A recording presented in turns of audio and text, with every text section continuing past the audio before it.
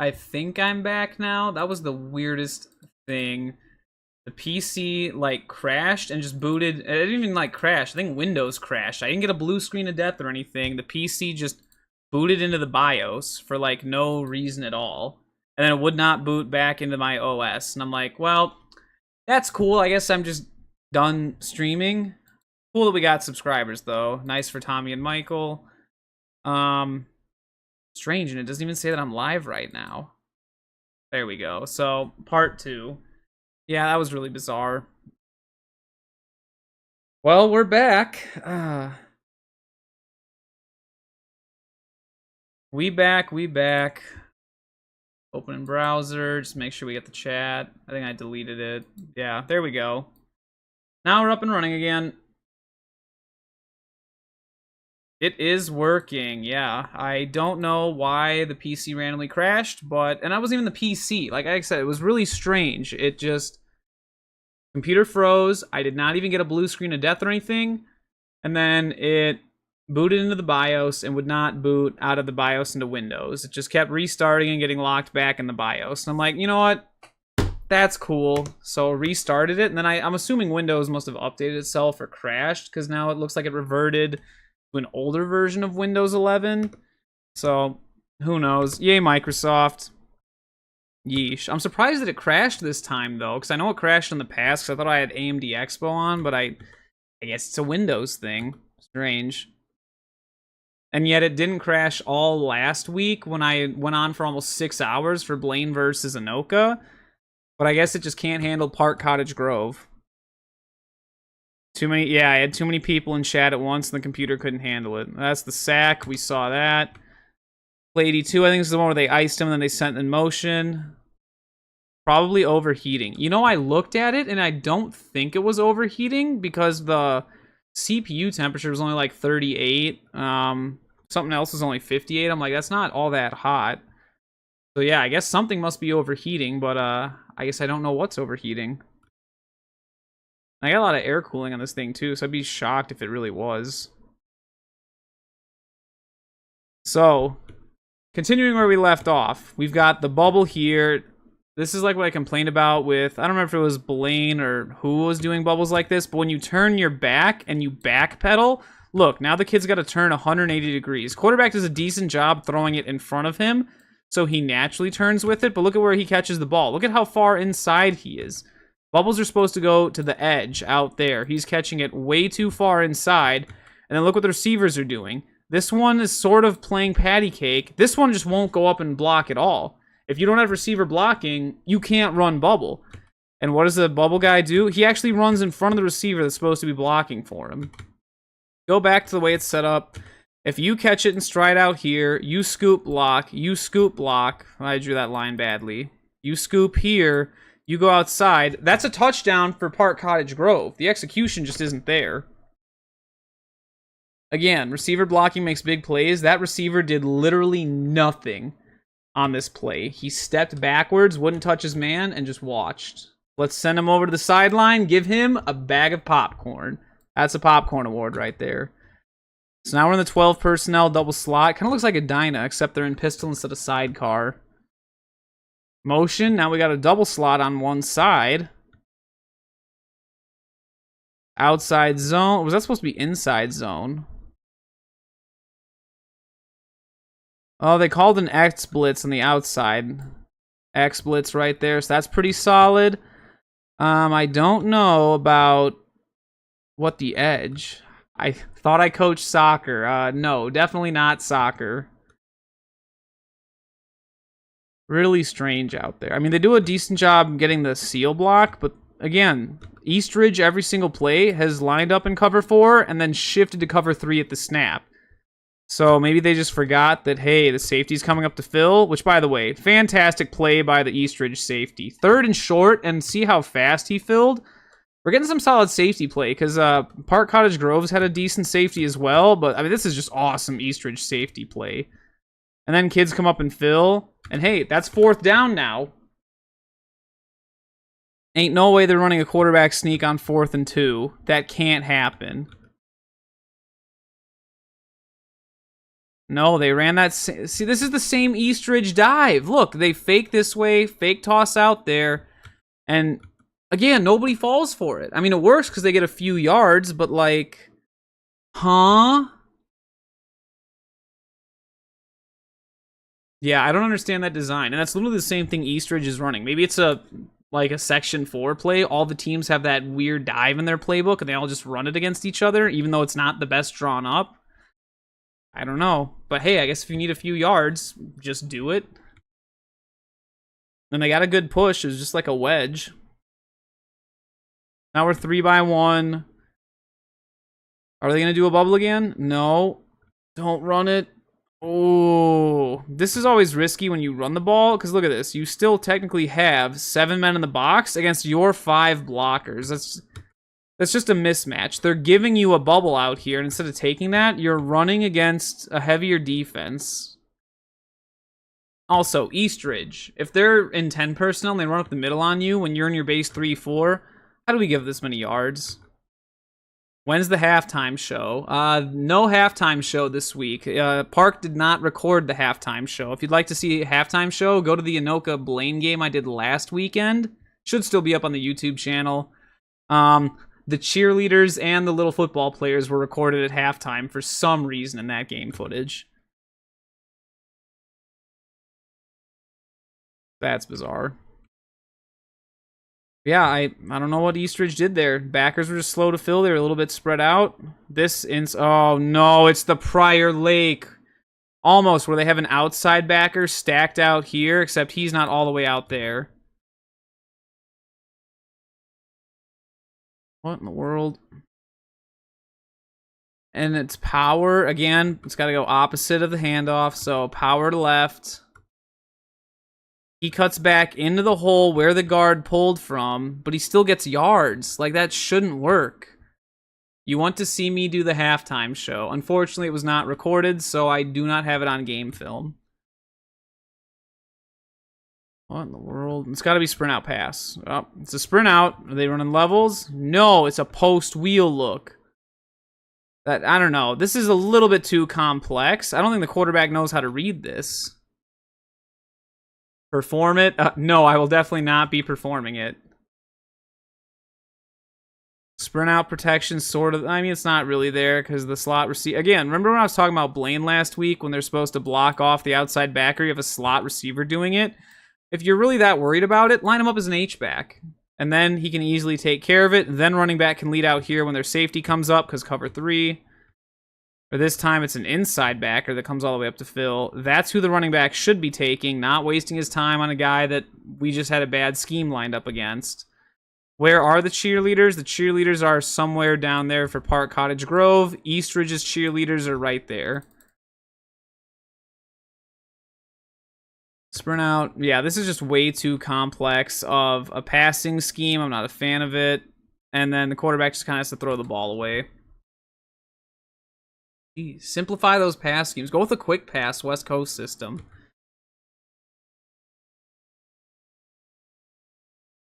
Kick. I'm sorry, not kick. This is line.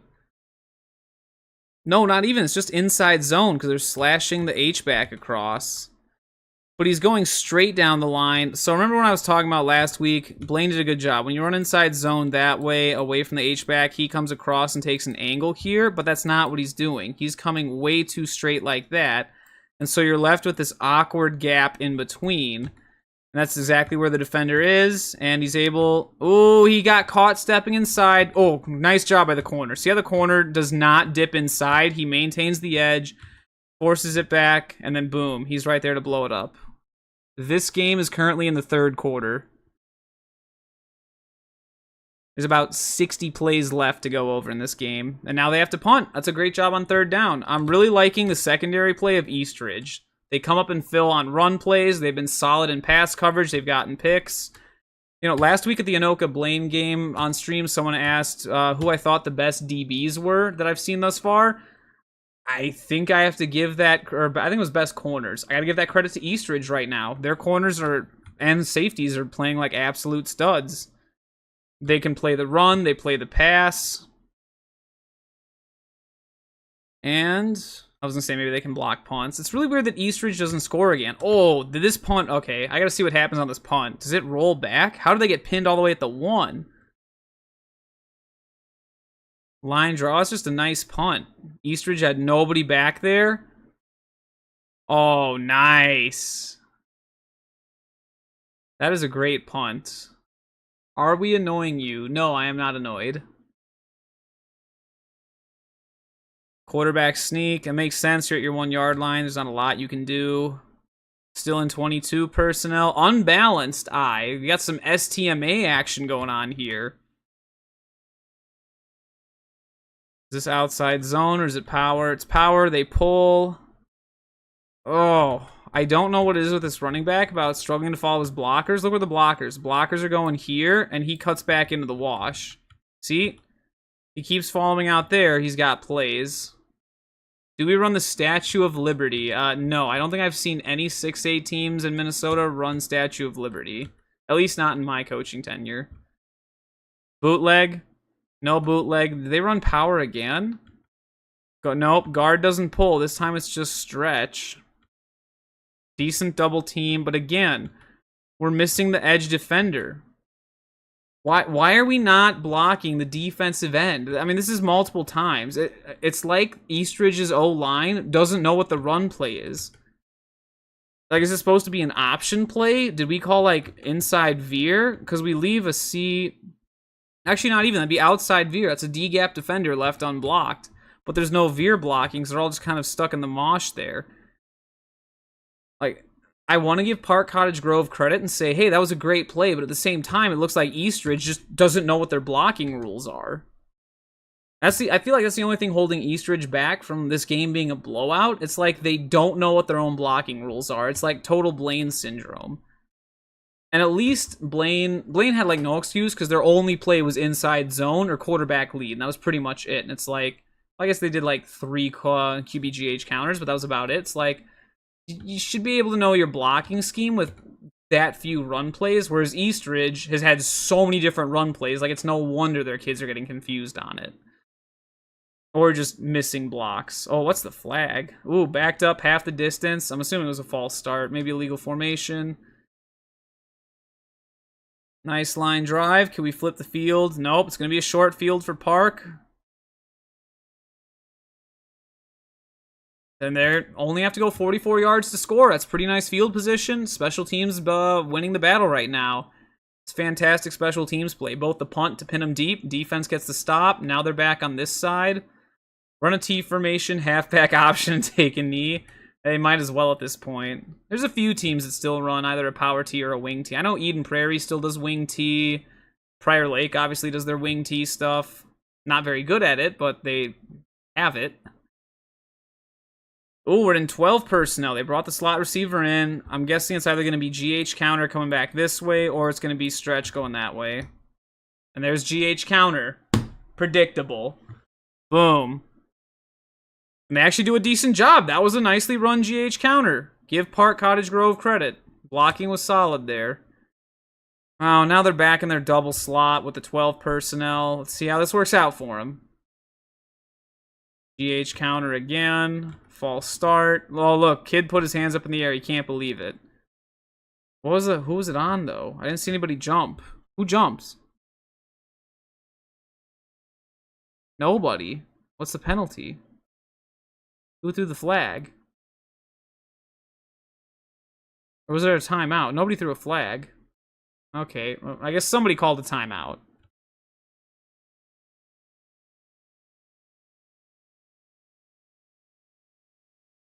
Going over. Inside zone. Bootleg off it. Oh, flat's wide open. Why are you taking so long to throw? The flat's open? It's flood. Why are you blocking? What? If this is supposed to be like a flood or a levels concept, why is the number 1 receiver blocking? You should be going deep. He has the cross. He has the flat. Why are you looking for a tunnel? Take the backside post. What? This is like 3 plays rolled into one, and none of them are executed well. They ran a tunnel this way, and then they did a flood boot this way. But look where all the Eastridge defenders are. Nobody fell for the tunnel. What? Huh? And then he just has to throw it out of bounds. He doesn't complete this. Does he even get the ball out? No, he tries, but he throws it out of bounds. Huh? Yeah, that was a little bit too complicated of a play call. I don't think they had any idea what that was. I mean, that's like NFL stuff right there. I was watching the Philadelphia Eagles in the Super Bowl. They would do stuff like this, but it was all option. It'd be like, okay, you could have tunnel this way, you could have a run this way, or you could have quarterback run or pass out there. And there's like 4 different things to defend at once. But it's easy when you have Jalen Hurts making the decisions and Saquon Barkley running the ball. This is not Jalen Hurts and Saquon Barkley. And not only are they not the studs like that, I don't know that high schoolers are going to be able to make all those reads, let alone one of those reads. I mean, look at the RPO teams. Like, Edina can get away with it because Mason West is a stud. But I know Wyzetta's kind of struggled with it because they haven't had, like, that same level of quarterback, at least in the last few years. 2019, they were pretty solid. But, yeah, it's tough. I mean, there's no two ways about it. It is very difficult when you put the fate of your offense in the decision-making skills of a teenage boy. And that's essentially what the RPO is. Throw the flat right there. He just waits way too long. Edina. Edina. E-D-I-N-A.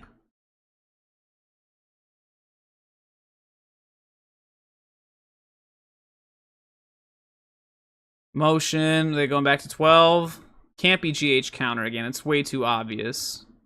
So they're going to go to GH counter because it's so obvious. And it's going to come to the bottom of the screen. No, because the running back is on the wrong side. That's me. Oh, they tried to throw a screen. It would have worked. Oh, but it was just too high. It was there too. Look, you have a block here. I don't know why he's watching. Go block. Block, block. It's there. The screen's there. Can we go to Crapple Valley? No, I do not have any game film of Crapple Valley. Alright, trips closed, 3x1, tight end, dead end this side. Run play that way, or what it's mostly, it's 3rd and long. What did they do last time? Sprint out, come back. How much you want to bet that's what they're doing again? Please, please don't. And they changed quarterbacks, too. Oh, well, look, the offense was just slow. Yep. That's exactly what it was. Oh, yeah. That was 4th down? Oh, that said 3rd down. This is 3rd, doesn't it? What happened? Was something cut out? There's a play missing. Because they don't get the ball at the 34, do they? No, they get the ball back here at the 23. So there's some play that's missing there. Because this wasn't like... Was it intercepted and I missed it?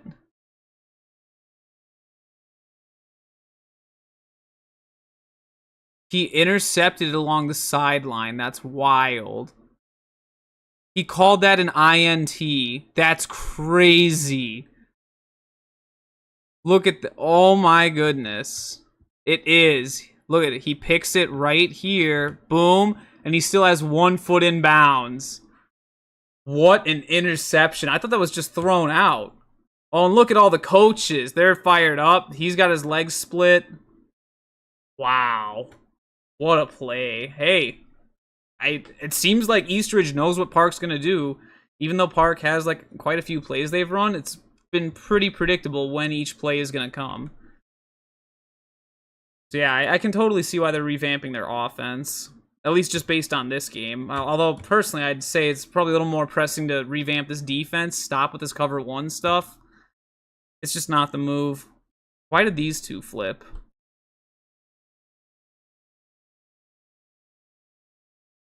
See, and now they're out of alignment pre-snap. GH counter. I don't understand it. What are the rules of the defense? It just needs to be simplified. The kids don't get it. The cover 1's not working. And there's Cedric Tomes on quarterback GH counter. Again, safety for Park does a pretty solid job. But if your safety's your leading tackler on your team, it usually means you're struggling against the run. Oh, yeah, that's a beautiful GH counter. Watch a kick-out block. Nice. And see how he aimed. Remember earlier I said he was aiming too high? He's coming down the line better, more inside, and he's aiming at that inside shoulder and turning him upfield. And who does the H-back take? Next inside backer. Oh, H-back does a great job walling him off. Now there's nobody left. Kind of weird that the stud D1 tight end just falls over himself. What happens here? He gives him a push, and then he pushes himself down. Too much football, no such thing. Boy, this is a strange game. Another quarterback GH counter. If it ain't broke, don't fix it. Like, Park will not adapt to quarterback GH counter. This is almost like Anoka. Okay, that was a decent read, but again, this might be on the H-back. Kick out block, good. H-back runs up. H-back's got to identify, okay, tight end's pushing inside. Let me get outside and look in there, and then run behind. So if they really want to perfect GH counter, they need to clean up a little bit of the adjustment rules, because those really aren't there right now. And again, I get it's the first week of the season, so it's not going to be perfect.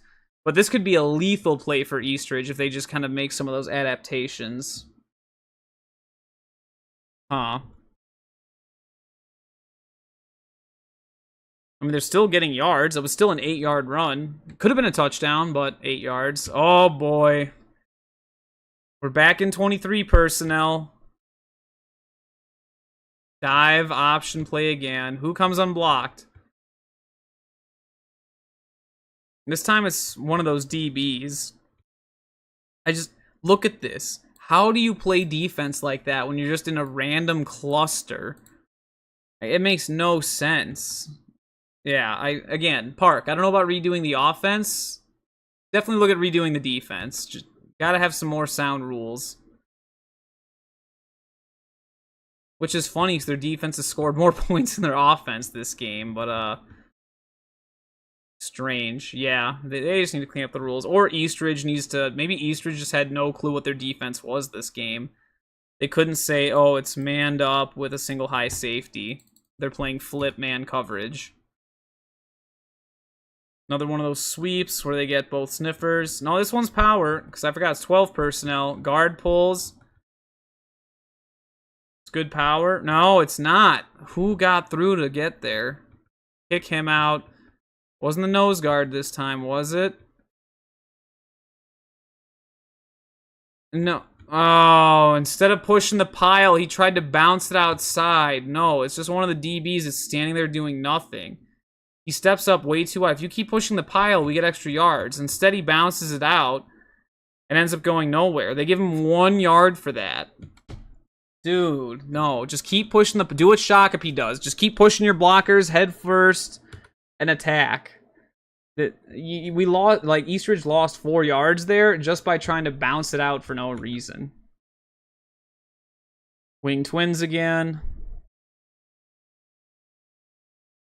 GH counter again. This time it's running back GH counter. They must be reading the running back, because see how they both stepped with the running back right away? Whereas before, when it was Cedric Tomes doing it.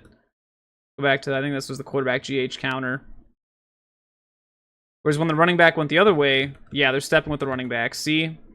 They both went to the way with the running back. So they're not reading the guards or the H-back. They're reading the running back. So I don't know why you would even bother with running back GH counter at this point, because they're watching him. Just keep running quarterback GH counter. Someone in the box needs to say, hey, Coach Fritze, the inside backers are going with the running back, not the guard and the H-back. Keep feeding Cedric Tomes GH counter. Because if you do, it's there.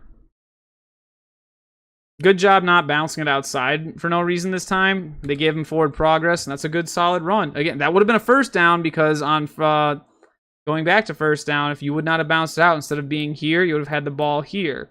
And then 1, 2, 3, 4, 5. You get 1, 2, 3, 4, 5. Now you have 3rd and 1 instead of 3rd and 4. Makes all the difference in the world. Slot trips closed. Tight end down here. That's your stud. They really haven't passed to him or done anything with that big D1 tight end, which is weird because there's nobody on him unless it's the outside backer only. Nope, they set that guy up to fill on him right away. GH counter again. Please be quarterback. Yes. Yeah. Oh, tight end. What are we doing? Kick out block. Solid. So that's good. Kick out block is good here. That's not the issue. The issue here is the tight end. And do you even need to block that guy out there? H-back comes through and gets somebody. Yeah, tight end whiffed on his block. This is 100% the tight end. Watch. He pushes him. He misses. Then he stands behind him, doesn't do anything, and then the kid makes the play. Oh, and did the ball pop out? Ain't no way.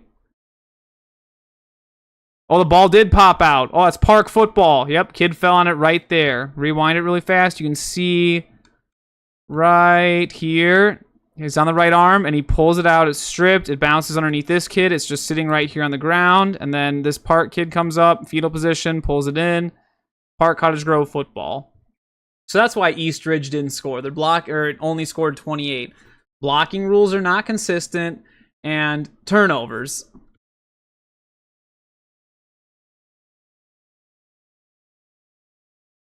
I mean, Park's defense plays with heart. The scheme is not there, but the kids do play with heart. So maybe clean up, just play like a base 3-4 defense. Get some more simplified rules, rotate coverages a little bit. It'll be a bit more sound. And eventually Eastridge will stop getting in their own way. You figure, right? What do I have a random... I was just touching my drawer over here, and it randomly has like a chip in it. Strange, because I have never put anything in there. The drawer is empty, but odd. Okay, we're in 13 person. No, we're in that unbalanced 13. It's a gun single wing. This is almost what Farmington's offense is going to look like. Because see, they have a tight end. It's unbalanced. They have 3 O-linemen on that side of the center. This is Farmington's offense next year. No way. And they ran count. Oh, they ran a reverse off of it. But who did we forget to block? The edge defender. If you're running an outside run play, the most important defender to block is the edge defender who has outside contain. If you don't block him, he's going to contain the run play. And what does he do here?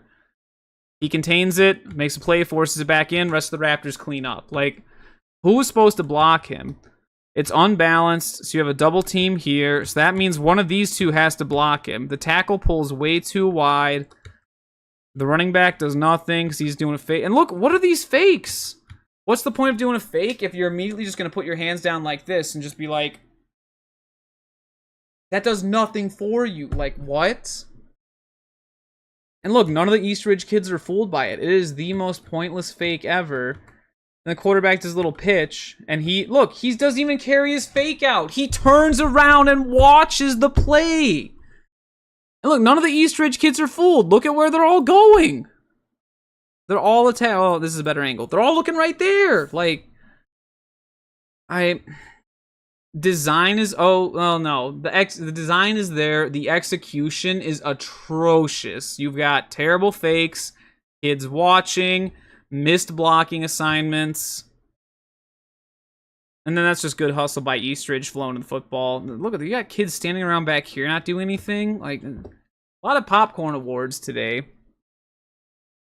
All right, we're finally in the fourth quarter. We're in the home stretch. How many more plays do we have? Only up to 144. Nice. 43 plays left.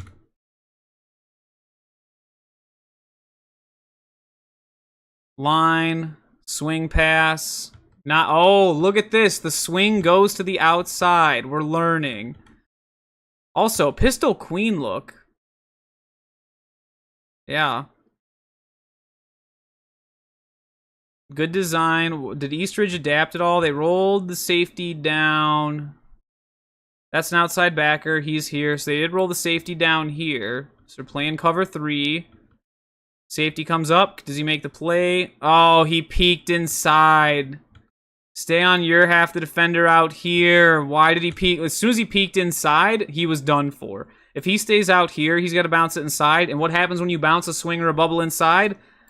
All the defenders are coming in the wash to come clean up. But once you take an inside angle and bounce it out, now this corner has to try and win his match, which he doesn't. And the free safety makes a touchdown saving tackle.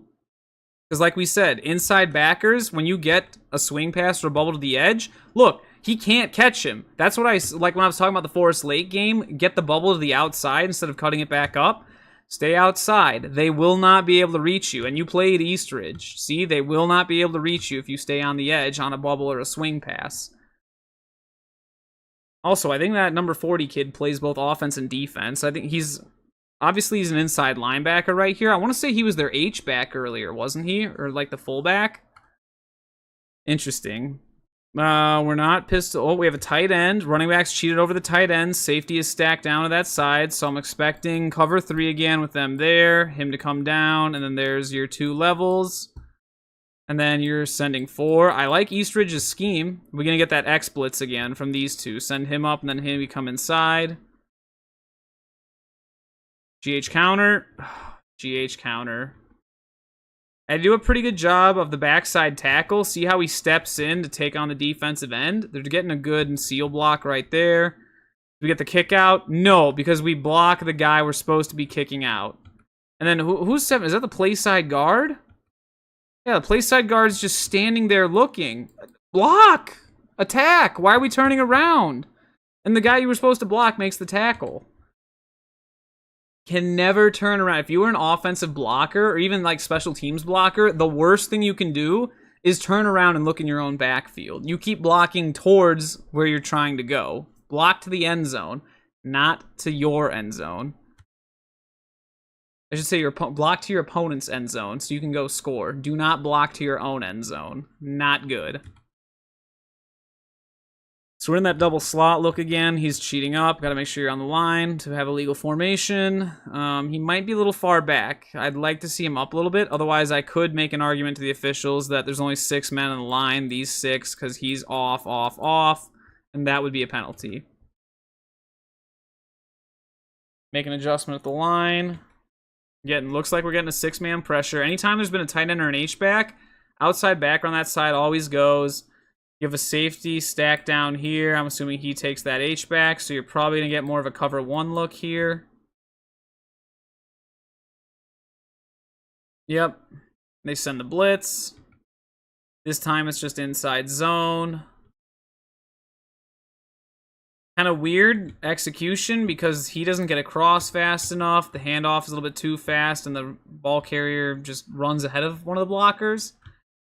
You got to let him get that switch block on the outside to create the crease for you. If you don't let this blocker come across to make the crease, which is also weird if you're in 12 personnel because you don't get the double team here you're supposed to. These 2 double team, he slashes across and takes him.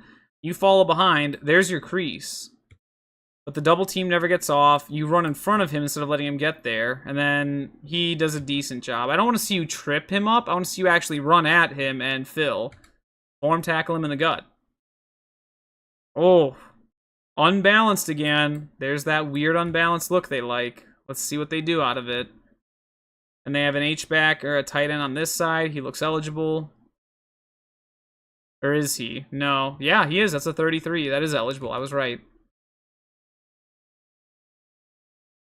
And what is this, outside zone? But again, if it is, or if this is stretch... I don't think it was supposed to be stretch. I think it's supposed to be just like a lead, or not even a lead, just like a dive going off the edge. What is this? Because you see the O-line is all sealing off here. He's trying to turn him out, and then you have a bubble here, so I know it's meant to be an inside run. Well, who does the center block? Who's the play side guard block? Play side guard, if you see, nobody took the nose guard? Nobody took the nose guard. Thankfully, his head was down. He didn't make the play, and they really had to bounce it. Outside backer does a good job. And then once again, once you let that Eastridge safety's playing nuts. I don't like that he dips inside, but he's able to make the play. Other DBs start coming to fill. I don't understand it. Once again, it looks like it was an inside run. We're missing blocks up front. The center goes and blocks the backside def. Oh, you know why? I didn't even notice that. Look at what in the Mounds view are we doing here? Pre-snap shift, and Park could not handle it. Nobody touched the nose guard. Those pre-snap shifts where if you're going to move around on defense, just a little whoop like that, 1 gap over, and it just completely messes up the offense's a bit like blocking scheme. Unless you're playing Blaine and they just don't know their inside zone blocking scheme. Then you can get away with it. Okay, are they going to do the sprint out pass again? Or are they going to do GH counter? It's the sprint out pass. Oh, I should have known. Is that 4th and long? Yep. What do they love to do when they get desperate? They love to try and hit the sprint out comeback.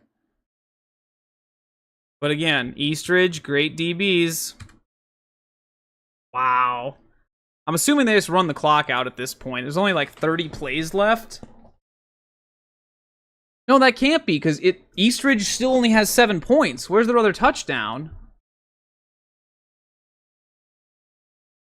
Unless the score was misreported on Minnesota scores. I doubt that, though. They're always on top of things. And they've had months to go back and fix it if that is an error.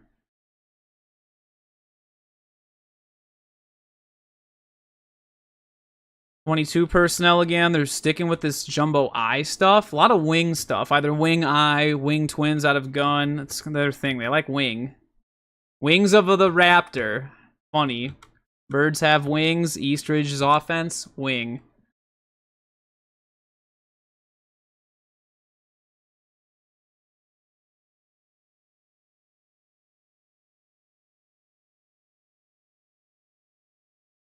Oh, what in the world? Why is that on film? What? Maybe I should have taken the Eastridge. Is there someone else watching? Yes, there's a few other people watching.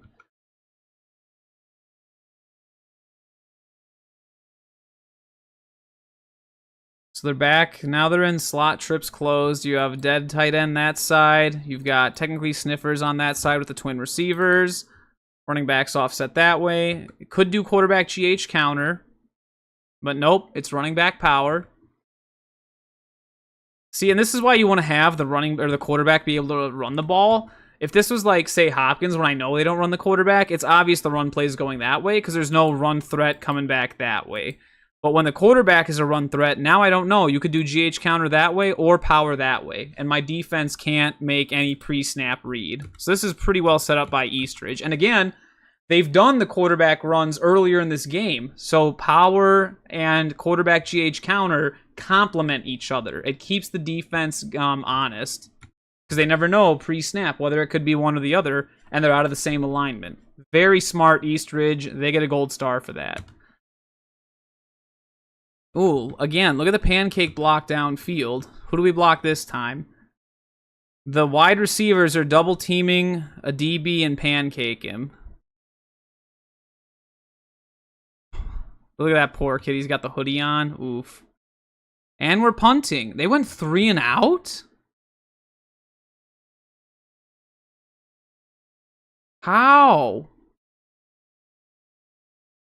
They ran the sweep the first play. They're getting decent double teams at the point of attack, but they're riding the double teams and never getting to backer. At least they're blocking downfield pretty well. They just need to block some of the backers off the double team that are making all these tackles.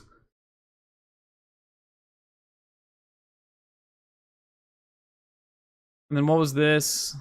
This was the sweep. Yep, because both guards pull, or both the backs pulled. And then the bald-headed guy, they ran power on 3rd and medium. Like 3rd and 5-ish, 3rd and 4. 3rd and 4. And Eastridge made a good stand. Once again, Park made a good stand. Who do we forget to block? The nose guard comes in again. How? The nose guard is the man at the point of attack. They pull backside guard. The center just doesn't take the nose guard. He and the tackle are just so focused on stepping into each other that they completely whiff on him. And then the guard goes and hits the defensive end. So there's literally nobody touching the nose guard. Eastridge, gotta block the nose guard. Yeesh. How do you miss the nose guard? If you're running power or GH counter, like that's where one of your double teams should be on either of those plays. So I don't know how they're missing a double team there. Especially the center just leaves him, and then the guard, like both guards take, or the center goes down to the defensive end, and then the play side guard goes to the defensive end as well. It's like, no. Let the tackle and the tight end double team the defensive end, play side guard center double team the nose, and then take those two up to backer, and then your fullback does the kick out, guard pulling around, goes up and hits the next defender, which would be one of those little nickel guys, or one of those DBs that they have stacked safety. It just, yeah, there's easier ways to do this that are just not being done. Not a lot of teams seem to be very sound on their blocking rules this season. I get that it's raining and everything, but I don't think rain makes you forget who you're supposed to block. All right, let's see if Park is able to score. I think we've got some some substitutes on the field now, getting some backups playing time. 10 personnel, obvious passing situation for Park. Yep. Oh, quarterback footwork. What? There's no 3-step drop. Look at how stiff he is. He literally just takes 1 step back, throws a hitch, and then it's a little bit low. I mean, he hit the receiver, but again, ball's thrown a little bit too low. Was that called? No, they gave it to him. Could have been incomplete, but hey, decent play. Backside hitch is always there. Just got to have better footwork. And again, quarterback's footwork. He doesn't have good footwork. I don't know if he even throws off his front foot here. Did he? I mean, he sort of does, but it's at such a weird angle. And look at how wide out here the ball is. It's got a bicep tighter to helmet there. This is so bizarre. And he doesn't get enough of a twist, so his core isn't involved. The follow-through is only sort of there. Strange.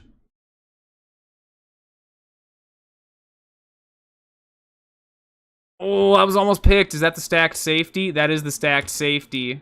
Because outside backer is out here. This one is ready to blitz. Safety stacked behind the blitzing backer. Cover 3. And then we've got 4 underneath. He takes the flat. And once again, they're looking for the backside hitch. No, actually, no. This time they ran sticks, like what we used to do at Jefferson. There's, oh, I drew that a little too deep. 5 and out, and then your fade from the outside. Almost undercuts it. He hesitates for a second. If he just kept going right there, it's a pick 6, just out of arm's reach. Gotta stay in your zone, safety. He came in a little bit too hard. Gotta stay in the flat. If he stays in his zone there, easy pick. Easy pick. But he got just enough length to make that an incompletion. Then again, the quarterback wasn't getting the ball all the way out there last time, so could have been a number of things, or a combination of them.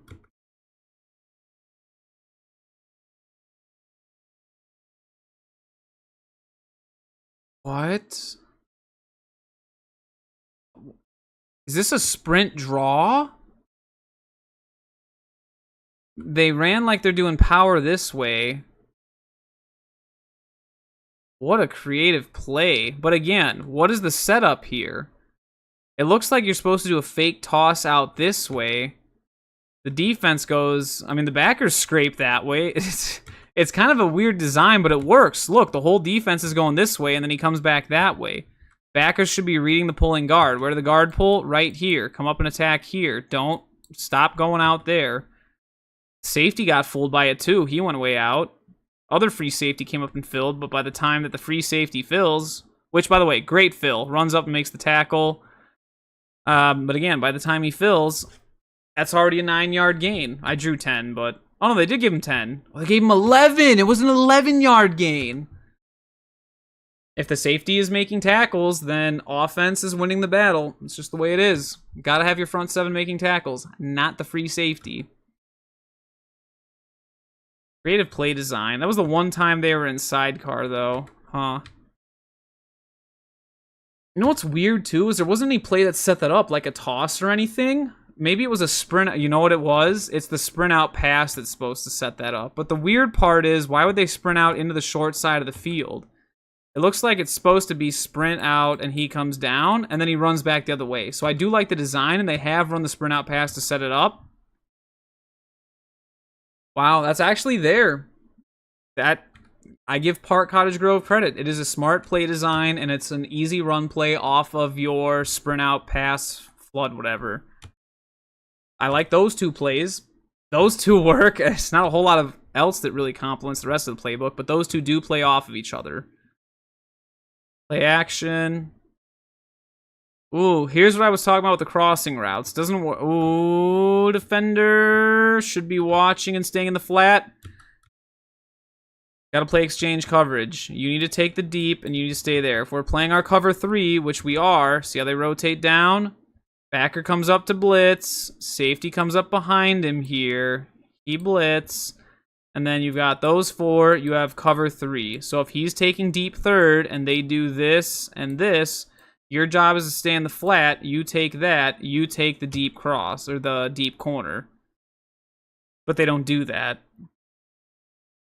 He gets caught out of position and misses the corner. The corner was actually what was really wide open there. If he throws that, that was also out of position. Oh, that's their touchdown.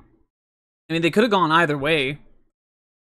This is just, where's the other backer go? Oh, they blitz both backers. Oh, he makes a run. He fell for the play action. And that's their starting linebacker, too. That's still number 40. They haven't put the backups in. Weird. Yeah, execution is really East Ridge's kind of kryptonite right now. They're a very good team, and you can tell their play calling's there, but just the execution of said plays isn't quite there.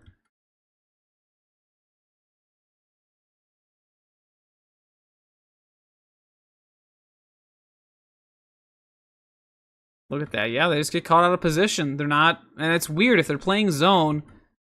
Why are they looking at the receivers? And he's not even watching the deep receiver. He passes him off, and then he's looking at this guy. But why aren't your eyes on the quarterback? And why didn't you stay in your zone? Why do you keep... And where's the deep safety going? Why did the deep safety go all the way over there? If this is a corner route going out that way, you don't follow that. That's his zone. Your zone is right here. You should be reading 1 to 2. If you see, or they read 2 to 1. If 1 goes out there, then your eyes go to number 2 coming inside. You see 1's leaving, give him to your buddy in his zone. You need to come up and take your zone, but you don't. So yeah, that's just East Ridge playing bad coverage. And I was giving their DBs so much credit up to this point. How'd they make such a simple... Excuse me, that was a bad burp. How do they get such a simple thing wrong as your base cover 3? Oh... Look at the lights. Park Cottage Grove has lights? Just like Forest Lake and Woodbury?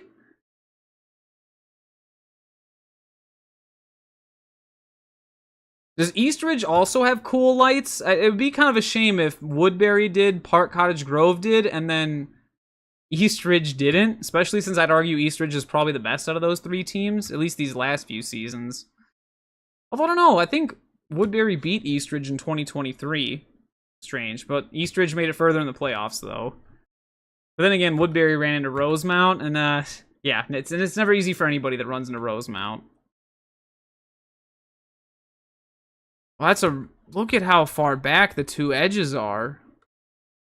That was almost blocked. If you come underneath that, could have gotten there if he was just a little faster. Yeah, I don't know that I'm a fan of that. Well, now we know the final score, so I'm assuming...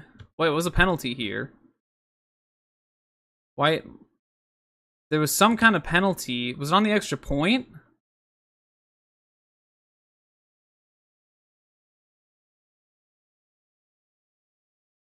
They're backed up 5 yards here, so something was wrong.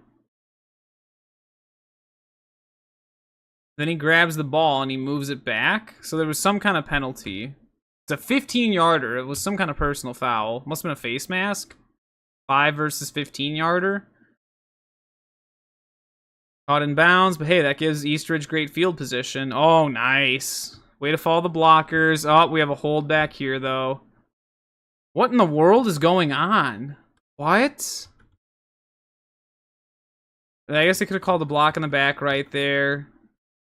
Yeah, no, whatever he saw, he threw his flag way earlier before whatever transpired there.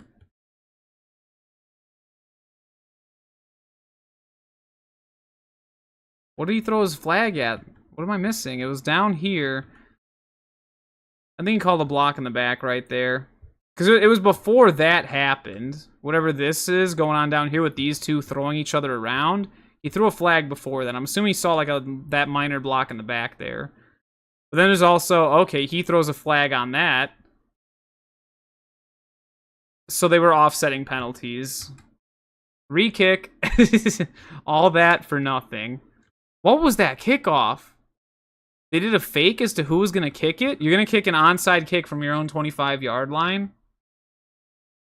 I don't think so. Especially against East Ridge. Not a team you want to try and out-trick. You don't... If you want to beat East Ridge, disguise your coverage, mix up the blitzes, you got them. And then dominate time of possession. Their offense isn't all that good if they're not on the field. And then grind down their defense.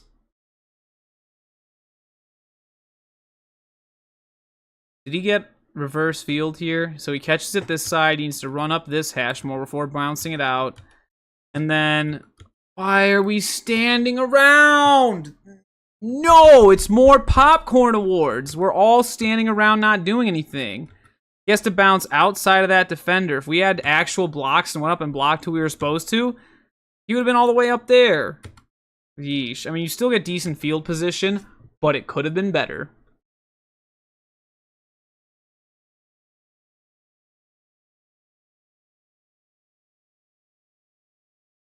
Pulling around, it's that sweep again. Or is this GH? No, this is just power. Yep. Oh, they got the backups in. No, they don't, because that's Cedric Holmes still. Both guards pulled. Look at it. Both guards pulled into each other. What? Huh? Okay, so Eastridge might need to shrink the playbook. Like I said, we saw earlier where the linemen just seemed really confused on what their assignments were. And now here you got two guards pulling into each other. Again, execution's not there. Maybe things need to be simplified a little bit.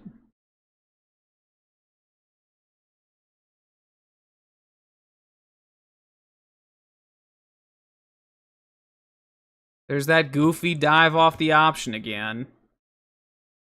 And I like the way they're... Well, no, because they finally went back to their 3-4 defense. They're still in the goofy cover one. And look at... Why is he backpedaling so far? They're trying to run the clock out. Like, what? Deep safety's done such a good job, and he's coming up to fill, but why are you playing so far back? And why do you keep going further back? Yeah, come up. Come up. Come up. Attack. It's run. It's run plays. Is this quarterback power? No, this is just quarterback stretch. And they miss the corner. Look at it. The receiver just completely misses him and then goes to block the next person. Why didn't you block him? That might be one of the laziest wide receivers I've ever seen. Look at him. He literally does nothing. This could have been a first down if you blocked that guy. But instead, it's a tackle at the line of scrimmage because you literally chose to do nothing.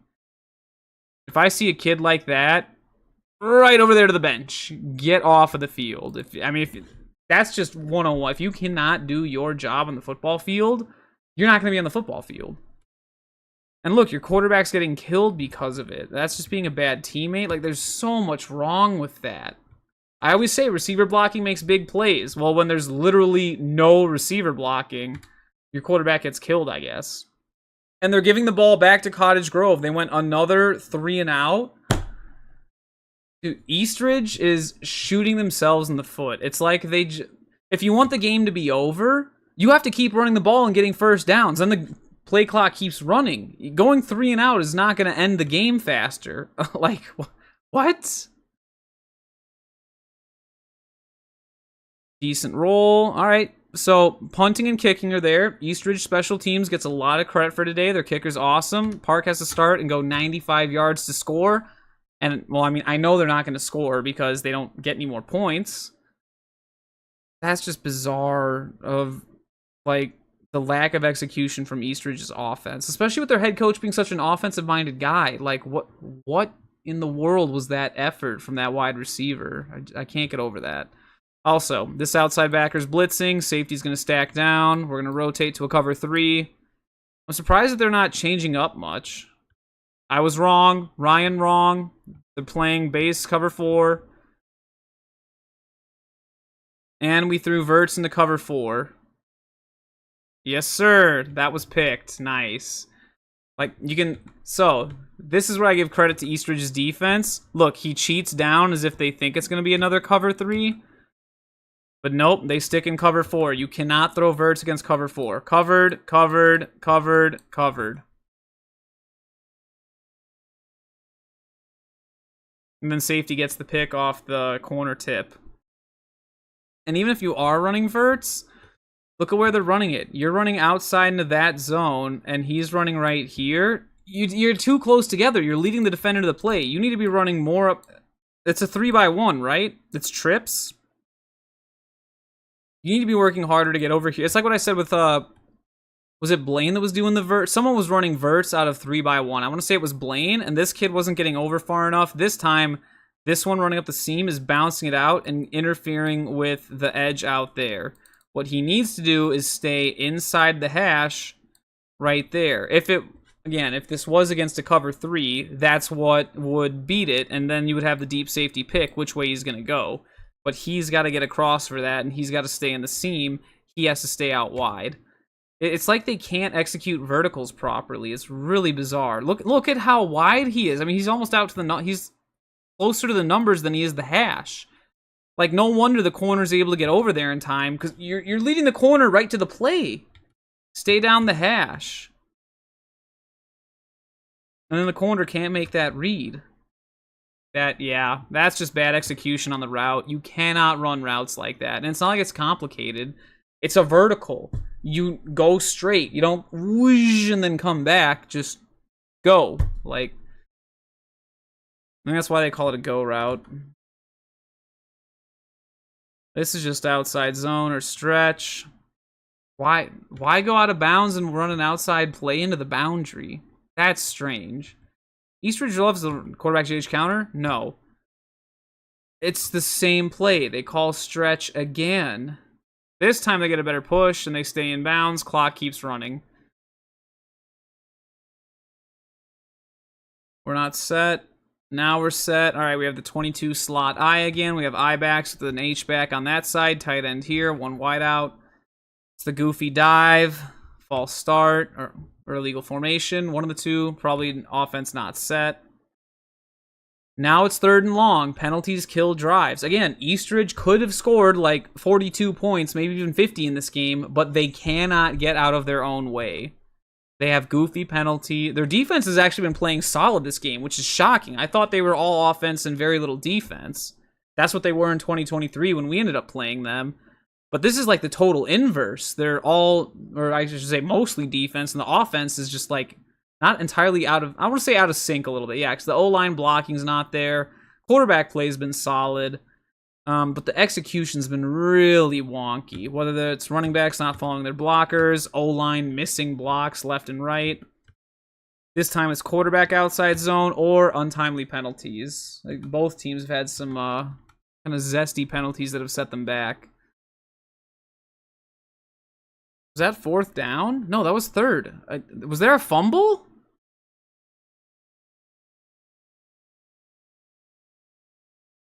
Yeah, a Park kid came up with the ball there. It's cut off of the film, but I can see at the end. The ball pops out, and then this kid right here gets it, and they're celebrating. So, turnovers. Again, turnovers, penalties. I feel like Eastridge is losing both of those. Well, I don't know, that's hard to say. Penalties are pretty balanced. Turnovers are pretty balanced, but, and they're doing the goodbye thing. Like, dude. What? Oh, this is just bizarre. Eastridge, what are we doing? 10 personnel, 3x1. They're going to stay cover 4. Please don't run verts into it again. Oh, they did.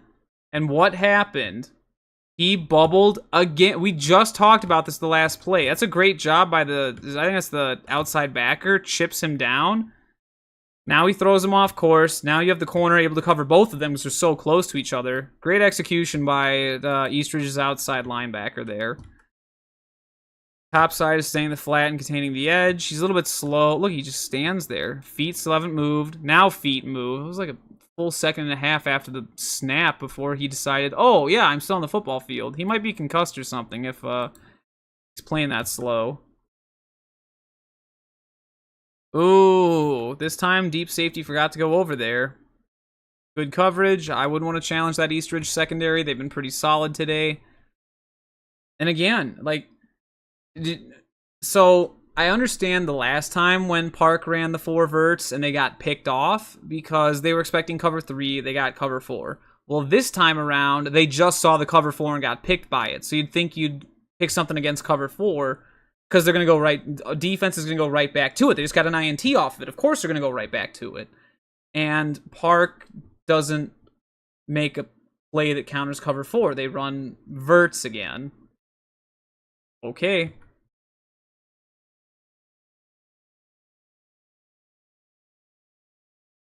What do we got this time? Comeback. Yep. Backside comeback into the boundary. Prolongs the drive. Well executed this time. Well caught. Ooh, don't let your feet go backwards, though. They could have marked him short. Thankfully, they gave him the first down, though. All right, 3-by-1 closed. Let me guess. We're going to get the sprint out pass going this way, or it could be that sprint draw coming back in. I kind of want to see the sprint draw coming back in. I like that design. It's just going to be GH counter. No, it's got to be... Okay, it is the sprint out pass. Yep. Yes. There we go. It was... Oh, but we... It's the same side. The ball's underthrown. No, the ball's not underthrown. The receiver just drops it. You know why? Because he's trying to clap like this. He doesn't have the web up and let the ball in. You can see. He tries to clap it, and then he ends up clapping against his shoulder pad, and it doinks right off. Catch it here, fingertips like that, collapse, and then you're good. That's how you catch. And that's just not very good technique. Well, I'll call that a drop. Oh. Empty quads opened with the diamond quads. I mean, there's barely any time left. You might as well pull out a trick play and have some fun. But at the same time, there's like no way you're coming back to win this game. So why bother putting your trick play on film for everybody else to see for the rest of the season? You might as well just save it for later.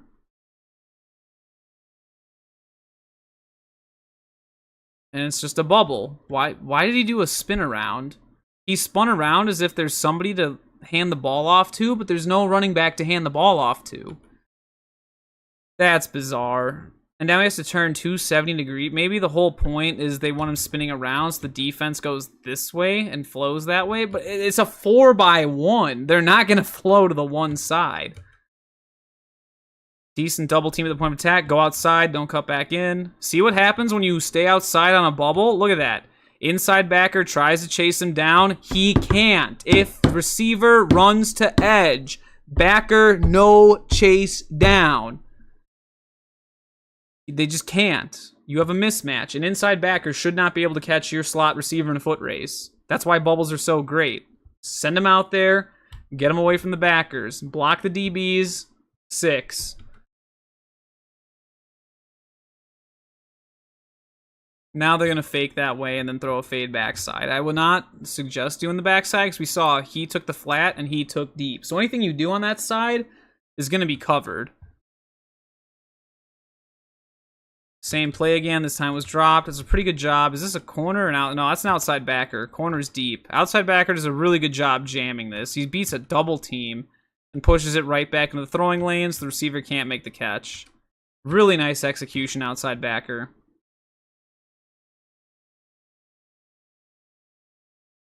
Does it again. This time it's a quarterback draw. Quarterback power because they pulled. Oh, O-line, what are we doing? Double team at the point of attack? No. The nose guard dropped into coverage. The nose guard dropped into coverage. We'll get the double team. Double team him up to backer. You get out there, take the other backer, and you go. Oh, quarterback. Follow your blockers. Why are you running? Look. There's all these defenders caving in to attack him with 0 blockers between him and those defenders. 0. Why would you run that way? Whereas you have block, block, block, block coming up here. You can fight the double team up there. You've got numbers following your blockers, but instead you cut it back into the wash, try and outrun. I mean, I guess you get the first down, like, you know the sticks, but again, you'd gone the other way, that could have been a touchdown. Execution, man. Gotta execute. It looks like they just have never run that play before. Backside hitch. Looks like it was supposed to be, but receiver was a little too late turning around. See, the quarterback was ready to throw it. He's like, oh yeah, let me hit it. Oh, wait, he's not looking. And I'm not a fan of this. Outside backer's a great job playing zone, staying in the flat here so the hitch isn't there. He takes his quarter. The actual opening is right there. Look at all that green space. That's where you should be throwing as a post, but he's staring down the backside hitch. He is not reading coverage at all. Pre-snap, he thought that was a blitzer. And yeah, he's just not reading that. He should see, okay, he's in the flat. He's stepping up. They're staying there. I've got my dig right there, and the dig's open. Dig's wide open. Dig is wide open, but instead we force it to the double covered hitch. 2x2 again. There's only 4 plays left, and Park doesn't score, so I assume that they just go 3 and out here. They blitz him this time. Nope. Same defense. You're still getting cover 4. They calling something to beat cover 4 this time? No, this time they did a hitch and a fade. Oh, he actually caught that. Wow, they ruled that a catch. That's impressive. It's kind of like a China concept here. He gets pushed. Deep safety picks him up. Oh, they put this corner in conflict. This is why we love like the China thing where you get like a corner and a hitch because it puts this guy in conflict. It shouldn't though, because who's in your zone? He is. You take him. He's in the flat. Outside backer takes him. So he has a bad lapse in judgment and just stops playing. He should be back there in his zone helping the safety, and that should be double covered. What a grab by the receiver though. That was nice. Okay, 2x2. Not a fan of the slot receiver splits. He's a little too wide. He should be at the top of the numbers, not all the way out there. He's too close to the tackle. He needs to be out more. These splits are pretty solid. He's equidistant between the tackle and the wide out. Unless they have to have some goofy pass play dialed up. No. It's just a fade. Oh, that was almost picked. No no pass interference there. Good again. We're not in man coverage. I think they're still... Ooh, they did shift to cover 3 this time because they're blitzing. Stack down here. Yep, it's cover 3. Now, I don't know. I think Park would also benefit from doing the Wyzetta method of clap, no play, look, get a new audible. Okay, OC sees they're in cover 3. Check to verts. There we go. Now we can run it because we know what they're going to be in. It's like they just are like, yeah, let's just run this play next without any thought of what like the defense is going to do next. Could be a little bit better adaptation there. I feel like I keep giving Wyzetta credit for doing that like every single game, yet they still only like finished 4-4. I think they were 2-6 the year before that in 2023. It's tough out west, man. Wyzetta should have a lot better record than they do year in and year out. They're a solid team, produce a lot of great kids. And they have a lot of smart ideas like that. They dominate play clock. I think it's just some of the execution they have to clean up. The dig was not open this time. So the dig was open against cover 4 because you had 2 high safeties. This time you have a single high safety and you're trying to throw over the middle. You never throw over the middle when there's a single high safety. Whether it's cover 1 or cover 3, he's going to be there to get the pick, and he does. Ain't no way he runs this back. He fumbled it. What? Dude, what? Okay, I get that it was rainy this game, but what happened? First of all, it's a bad read, and once again, it just seems like Park doesn't know what the coverage is. He went in, look, he's going in with a dig. Was the ball out by yet now? Yeah, he threw the ball. That's why the corner came in, because he sees the ball. Otherwise, I would have said thrown out there, but if he did, corner would have been glued to him. I just don't like the pass concept. I just don't think it works against the coverage that was called, and Eastridge does a great job covering up the pass. Safety makes a great read, steps in front. Good INT. The only problem is, how does he fumble this? It looks like he's carrying it pretty high and tight.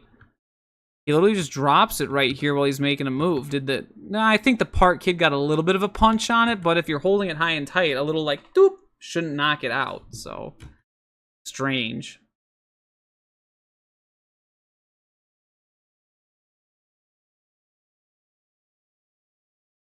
And they just take a knee after that. So that's the end of the game. Oh. Yeah. Final thoughts. I get that it was raining, but this was not... They called a timeout at the end of the game? Okay, well, that's weird. I don't understand that last timeout, but whatever. So, final thoughts. Eastridge might need to shrink the playbook. I love power and GH counter. They run those two well, and they complement each other, especially the quarterback GH counter with power. And they know when to run the ball versus pass the ball. Coach Fritze's very smart with that. It's just the execution. A lot of the O-line blocking, as we saw, some of the receiver blocking got pretty lazy. Sometimes they'd be killer. Other times they would just walk, and Cedric Holmes would get killed. So a little more consistency with the blocking schemes, and maybe that means shrinking the playbook a little bit, so there's less for the offensive lineman to know. Who knows? But yeah, offensive line looked out of sync, definitely, for Eastridge. And then Park. Let's do Park's offense first. So plays have to better complement each other. Consider doing what Wyzetta does. Do pre-snap checks. I mean, you already communicate your offense via hand signals anyway, so just put in like an ice or something, do a fake clap early in the play clock. Guy up in the box reads the defense. You can get a correct play call in. And then, just like I said, maybe minimize the playbook. We don't need to do like zone and power and all this other stuff. It sounds like their new offensive scheme is going to be more zone focused. So, yeah, kind of like I was talking about with Blaine last week. If you're going to go inside zone, highly recommend calling up Coach Brown over at Wyzetta, learn their inside zone blocking rules. I think that'll go a long way in helping Parker Cottage Grove's offense. And then, yeah, just make sure to really practice those plays on offense. Defensively, don't come out in a 2-4 nickel against 12 personnel. That's the one thing. They did adapt to it finally. It just took 3 drives to do so, but we eventually got there. Cover 1. There needs to be better coverage rules. That weird triangle of defensive backs did not work. It didn't help in the run.